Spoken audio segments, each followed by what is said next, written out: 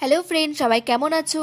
তো আমার অনেক দিন ধরে ব্লগ ভিডিও ছাড়া হচ্ছিল না, তো চলে এসেছে একটি নতুন পুজোর ব্লগ ভিডিও নিয়ে। আগেই বলেছিলাম বাঙালদের মধ্যে অনেক নিয়ম থাকে, তো আমাদের বাড়িতে আজকে না নাটাই পুজো ছিল, তো তার জন্য ভালো করে উঠোনের মাঝখানে লেপা হয়েছিল, ছোট্ট একটা পুকুরও কাটা হয়েছিল, আর পিঠে বানানোর জন্য আতপ চাল ভেজানো হয়েছিল, সেটা আবার মিক্সিও করা হয়েছিল, মানে পিঠে বানানোর মতো গুঁড়ো করা হয়েছিল। আর ওইদিকে আমার মা উনুনে মানে সেই পিঠে বানানোর যে শাঁসটা থাকে সেই শাঁসটা দিয়েছিল গরম করার জন্য। এক বাটিতে লবণ দেওয়া পিঠে আর এক বাটিতে লবণ ছাড়া পিঠে বানানোর জন্য গোলানো হয়েছিল।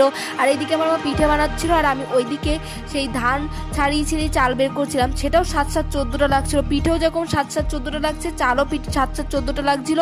আবার কচুর পাতাও তোলা হয়েছিল 7-7-14টা। তো এইভাবেই আমি চারিদিকে সিঁদুরে ফোঁটা লাগিয়ে, কচুর পাতায় সিঁদুরে ফোঁটা লাগিয়ে, পুকুরের মাঝখানে এক ঘটি জল ঢালা হয়েছিল।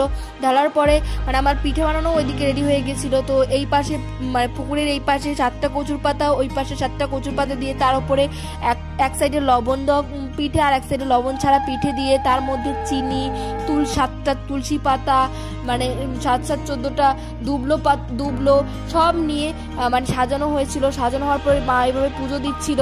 আর এই পুজোটা হচ্ছিল দিনের বেলা, কারণ পুজোটা দিনের বেলায় করতে হতো, কারণ সন্ধ্যা হওয়ার আগে পুজোটা